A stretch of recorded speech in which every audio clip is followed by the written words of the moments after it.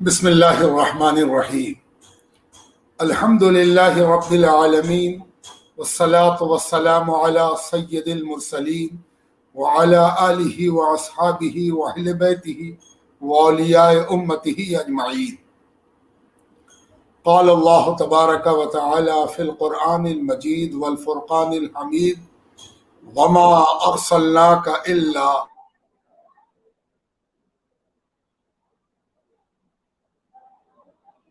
العظیم۔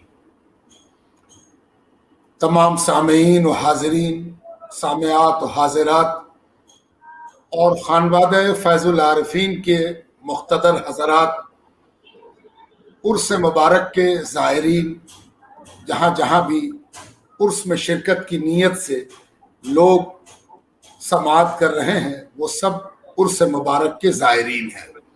اس سے قبل اس مبارک موقع پر کچھ عرض کیا جائے، آئیے اپنی اس مجلس کو، اپنی اس سماعت کو عبادت بنانے کی نیت سے ہوش و حواس کو سمیٹ کر حضوری کے احساس کے ساتھ درود پاک پیش کرنے کی سعادت اور دولت حاصل ہو جائے۔ اللہم صلی علی سیدنا مولانا محمد وعلی آل سیدنا مولانا محمد کل ذرۃ الفا مرۃ وبارک وسلم۔ ہم سب کے لیے یہ بڑی سعادت ہے کہ ہم عرس مبارک کی اس متبرک مجلس میں شرکت کر رہے ہیں اور ایک ایسے بزرگ کے عرس میں شریک ہو رہے ہیں جن کو دیکھنے والے، محسوس کرنے والے، ان کے ہاتھوں کا بوسہ لینے والے، ان کی صحبت کا شرف حاصل کرنے والے اور ان کے تقویٰ و پرہیزگاری کو کھلی آنکھوں سے دیکھنے والے ابھی موجود ہیں۔ آج ان کا عرس ہے جنہوں نے اپنی پوری زندگی، جس میں رات بھی شامل ہے، دن بھی شامل ہے، رشد و ہدایت، لوگوں کی دستگیری اور لوگوں کے کام آنے کے لیے وقف کر دی ہے۔ یہ روایتاً بیان نہیں ہو رہا ہے، یہ عینی مشاہدہ ہے، چشمدید گواہی ہے۔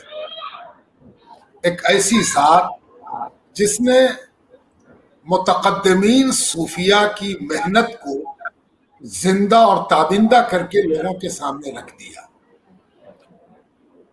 ان کا تعلق سلسلہ قادریہ، منعمیہ، جہانگیریہ سے تھا، اور یہی وجہ تھی کہ وہ جب کبھی بہار سے گزرتے یا اس جانب آتے تو حضرت قطب العالم سیدنا مخدوم شاہ محمد غنیم پاک باز کے آستانے کی حاضری کے لیے اور ان کی خانقاہ میں حاضر ہونے کے لیے ضرور آتے، اور میری ملاقات ان سے بارہا اسی عنوان سے ہوتی۔ میں نے کئی چیزیں نوٹس کی، کئی چیزیں محسوس کی۔ ان میں سے ایک چیز یہ تھی کہ بہت خلوص تھا ان کے اندر، کوئی کام تکلف کے ساتھ نہیں کرتے تھے، بے حد پرخلوص تھے۔ دوسری بات یہ کہ مؤدب تھے، ادب ان کی ہر حرکت سے، ہر ایکشن سے نمایاں تھا۔ ادب کا عالم یہ تھا کہ ہم نے آج تک کبھی ایسا نہیں دیکھا کہ وہ جب بھی خانقاہ منعمی میں حاضر آئے تو کبھی ان کے پیر میں نالین رہی ہو، پتہ نہیں جوتی کہاں اتارتے تھے، کہاں چھوڑ کے آتے تھے، ہمیشہ ننگے پیر حاضر آئے۔ دوسری بات یہ کہ اس قدر بچھے رہتے تھے جیسے کہ یہ ثابت کرنا چاہتے ہوں کہ میں تو اس در کا خاک ہوں، زبان سے نہیں، عمل سے۔ اور ذرے ذرے سے محبت کرنا، ہم لوگوں نے ان کو بچپن سے دیکھا، جب ہم بہت چھوٹے چھوٹے تھے تب بھی ان کی عزت کا مظاہرہ، تکریم کا مظاہرہ، محبت کا مظاہرہ، شفقت کا مظاہرہ اس قدر ہوتا تھا کہ ہم لوگ باوجود اس کے کہ پہچان نہیں پاتے تھے کہ یہ کون ہے، لیکن ان کی محبت اور ان کا تواضع ہمیں مجبور کرتا تھا کہ ہم ان کی شکلوں کی بنیاد پر یاد رکھیں کہ وہ آئے ہیں جو اس طرح آتے ہیں۔ ساتھ ہی ساتھ شاید ہی مجھے کبھی یاد ہو کہ انہوں نے یہ کہا ہو کہ ہم کچھ کھا لیں گے، بلکہ اکثر وہ کہتے تھے کہ معاف کیجیے گا حضرت، میں ذرا آج روزے سے ہوں۔ اس سے پتہ چلتا ہے قائم الدہر بھی تھے اور اس قدر ریاضت کی تھی انہوں نے کہ اس ریاضت کے لیے الفاظ کی ضرورت نہیں تھی، جسم کا ہر پہلو یہ بتاتا تھا کہ اس کی ریاضت اس کے جسم کے ہر عضو سے نمایاں ہے۔ پر ریاضت کا نور تھا۔ دوسری بات یہ کہ ریاضت انسان کی زندگی میں چلتے پھرتے گفتگو کرتے پوشیدہ نہیں رہتی۔ جو ریاضت کرنے کا عادی ہوتا ہے وہ رف اور ٹف زندگی جیتا ہے، جہاں چاہتا ہے بیٹھ جاتا ہے، اس کو کوئی ہچک نہیں ہوتی، تکلف نہیں ہوتا، تصنع نہیں ہوتا، ریاکاری نہیں ہوتی۔ یہ صاف لگتا تھا فیض العارفین میں، حضرت مولانا شاہ غلام آسی منیمی جہانگیری میں، کہ یہ آدمی سخت مجاہدے والا ہے، ریاضت والا ہے، اور ریاضت و مجاہدے سے اس نے کبھی خود کو الگ نہیں کیا ہے۔ اس کے علاوہ خانوادے کے عزیزوں سے بھی ایسی محبت فرماتے تھے کہ ہر عزیز ان کا گرویدہ ہو جاتا تھا۔ میرے والد ماجد جو اس وقت سجادہ منیمی کو زینت بخش رہے تھے، ان سے ان کا تعلق اس قدر محبت اور عقیدت کا تھا کہ ہم لوگ اپنے والد سے پوچھا کرتے تھے کہ اس طرح کے بزرگ تو کوئی دوسرے نہیں آتے جو اس قدر محبت سے ملتے ہوں۔ تو والد کہتے کہ ہاں دیکھو، یہ پرانے بزرگوں کی مثال ہے، ان کا ہر عمل اس بات کی یاد دلاتا ہے کہ جو بزرگی سنی ہے، لوگوں نے پڑھی ہے، وہ کھوئی نہیں ہے، زمین پر موجود ہے۔ جب ہوش حواس بڑھا اور میں ان سے گفتگو کے بھی قابل ہو گیا اور وہ آنے لگے، اور پھر ان کی بہت سی مصروفیات کا پتہ چلا، تو کئی اور خوبیوں کا اندازہ ہوا، جس میں ایک خوبی یہ تھی کہ وہ باوجود اس کے کہ فقیرانہ مزاج رکھتے تھے، درویشانہ صفت رکھتے تھے، اس کے باوجود نیک مقاصد اور بلند ارادوں کے لیے کوہ ہمالیہ سے کم نہیں تھے۔ وہ جس چیز پر مستقیم اور مستقل ہو جاتے تھے، اس سے مریدوں کو بھی طاقت ملتی تھی، عہدیداروں اور سرکاری ذمہ داروں کو بھی طاقت ملتی تھی۔ میں مثال دینا چاہتا ہوں کہ ان کی مسلسل بہار آمد میں ایک ٹارگٹ تھا کہ چھپرا میں، جو بہار کا ایک ضلع ہے چھپرا، اور چھپرا کے شہر میں اللہ کریم چک، جہاں ان کے پیران شجرہ میں سے کئی آسودہ ہیں، یعنی حکیم شاہ فرحت اللہ المخاطب و حسن دوست کریم چکی رحمت اللہ علیہ، حضرت مولانا و مخدومنا حکیم شاہ مظہر حسین کریم چکی، اور حضرت حکیم شاہ مہدی حسن کریم چکی، یہ تین بزرگ ان کے شجرے کے وہاں آسودہ ہیں۔ دو خانقاہیں تھیں، بڑے حکیم صاحب یعنی حکیم فرحت اللہ رحمت اللہ علیہ کی خانقاہ اب موجود نہیں ہے، مندرس ہو گئی، لیکن حکیم مہدی حسن صاحب رحمت اللہ علیہ کی خانقاہ موجود ہے، لیکن اس پر بہت سے انکروچمنٹ تھے، ابتر حالت میں تھی، خراب حالت میں تھی، شکستہ حالت میں تھی۔ جو مسائل تھے ان کا سامنا کرنے کے لیے مقامی حضرات اور ذمہ دار ہمت نہیں جٹا پاتے تھے۔ ایسے موقع پر فیض العارفین نے یہ فیصلہ لیا کہ اس خانقاہ کی حفاظت کرنی ہے، اس خانقاہ میں احیا کرنا ہے، رناسا کرنا ہے، نشت ثانیہ کرنی ہے۔ چنانچہ چھپرا میں آپ کا قیام رہنے لگا، اور بڑی ہمت، جرأت اور استقامت کے ساتھ اس خانقاہ کو بچایا، سنبھالا اور زندہ کیا، اور اس مرحلے میں بڑے بڑے مسائل کا سامنا کرنا پڑا۔ تب جا کر ایک صفت اور کھلی کہ فقیر مسائل سے فرار نہیں کرتا ہے، فقیر وہ ہوتا ہے جو مسائل کا سامنا کرتا ہے اور مسائل کو حل کر کے دکھا دیتا ہے۔ فقیر تو قوت الہیہ کا مظہر ہوتا ہے، وہ تو حضور نبی کریم صلی اللہ علیہ وآلہ وسلم کی استقامت کی جھلک ہوتا ہے، پرتو ہوتا ہے، تجلی ہوتا ہے۔ سرکار دو عالم سید الاولاد صلی اللہ علیہ وآلہ وسلم جس طرح مقاصد نبوت کو زمین پر سچائی بنا کر اتارنے کے لیے مستقل اپنے جذبات اور اپنے معاملات کو پیش کرتے تھے، کسی سے گھبراتے نہیں تھے، کسی سے ڈرتے نہیں تھے، مردانہ وار مقابلہ کرتے تھے، قوت کا مظاہرہ کرتے تھے۔ یہ باتیں سیرت کی کتابوں میں ملتی ہیں، احادیث کے اوراق میں ملتی ہیں، قرآن کریم اس پر شہادت دیتا ہے، اور قرآن کریم نبی کی مثال دیتے ہوئے مومنین کو یہ دعوت دیتا ہے کہ ان الذین قالوا ربنا اللہ ثم استقاموا، جن لوگوں نے اللہ کو اپنا رب کہا اور اس پر ڈٹے رہے، یعنی جس طرح نبی ڈٹے ہوئے ہیں اسی طرح نبی کی پیروی میں اگر کوئی ایمان والا ڈٹا رہتا ہے تتنزل علیہم الملائکہ، تو اس پر اللہ کی مدد اترتی ہے، نصرت اترتی ہے، ملائکہ اترتے ہیں۔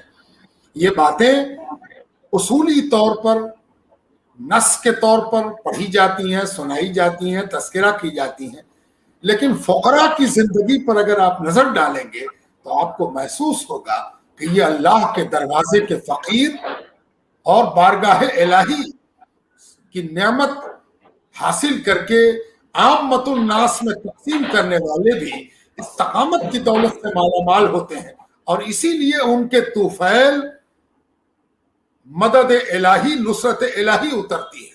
یہ چھپرا میں دیکھا گیا، اور صرف چھپرا میں نہیں دیکھا گیا، پوری زندگی فیض العارفین کی یہی تھی کہ جہاں کوئی مسئلہ پیدا ہوا اور اس مسئلے کا تعلق دین یا دین کے کسی کاز سے رہا، فیض العارفین کی استقامت کام آئی، اللہ کی مدد کا سبب بنی، وسیلہ بنی اور ذریعہ بنی۔ فیض العارفین نے ایسی خدمت انجام دی کہ وہ خدمت بے مثال ہے دور متاخرین میں۔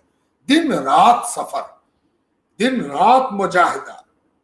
ان کی آنکھیں شکوہ کرتی تھیں کہ ان آنکھوں نے بہت کم آرام کا سامنا کیا ہے، یہ مسلسل اللہ کی یاد میں لگی رہتی ہیں، آنسو بہاتی رہتی ہیں۔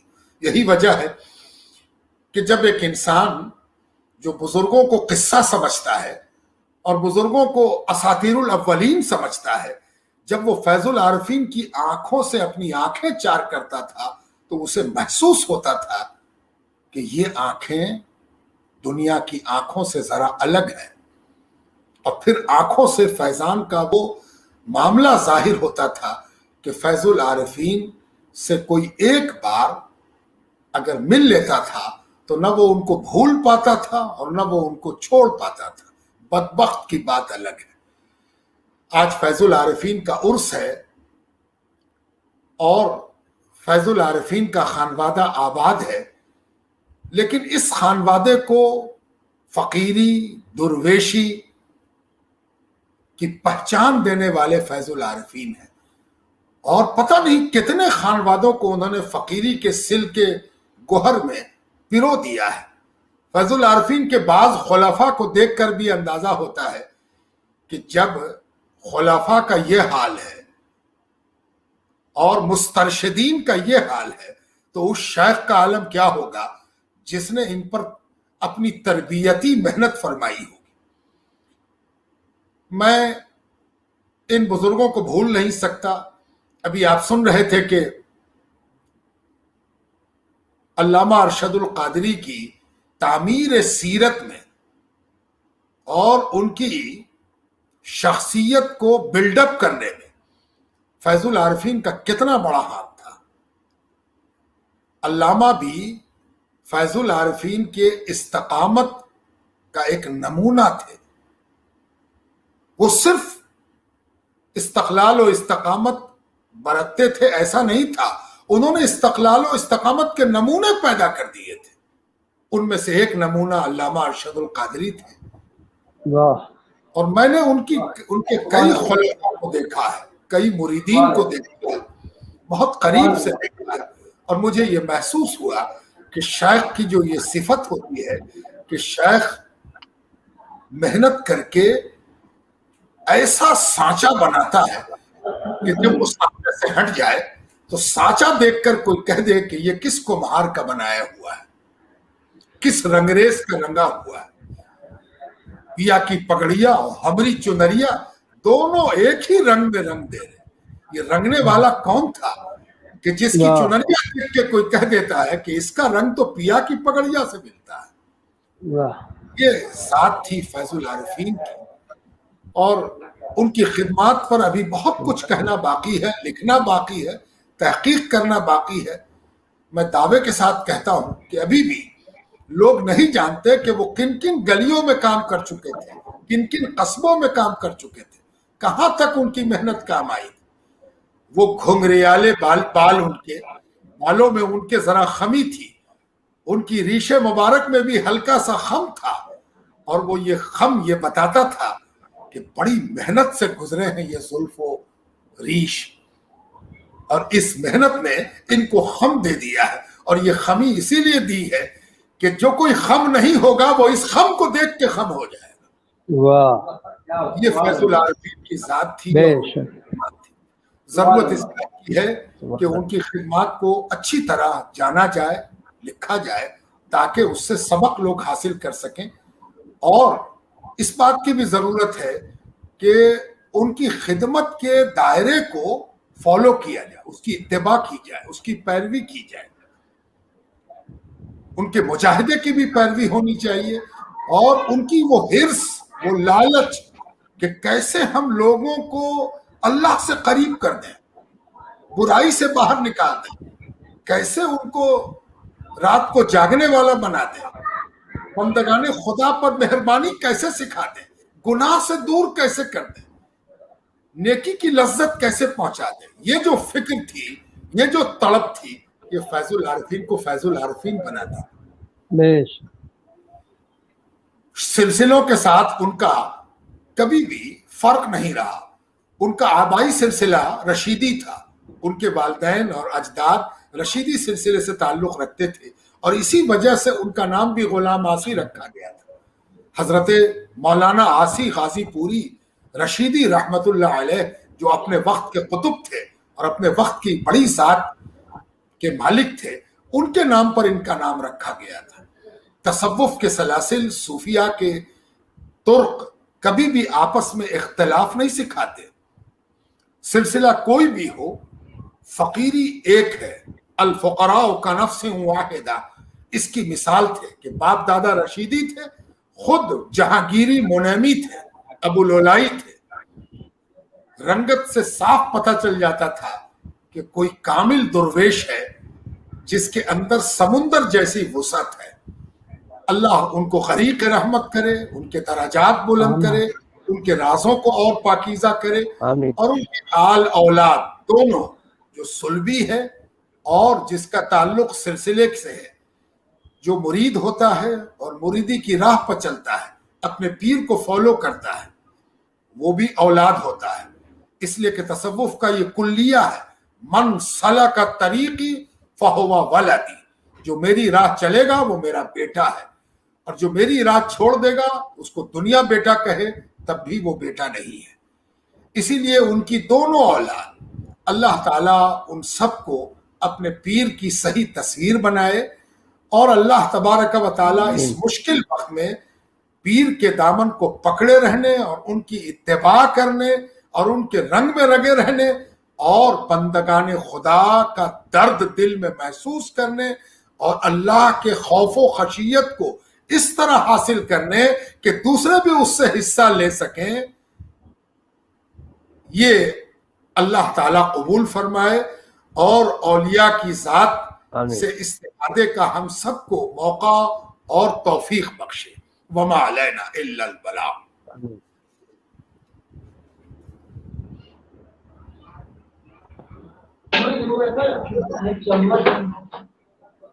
آپ نے ابھی مخدوم زادے کا بیان نہایت والہانہ، محبتانہ اور مخلصانہ سماعت فرمایا.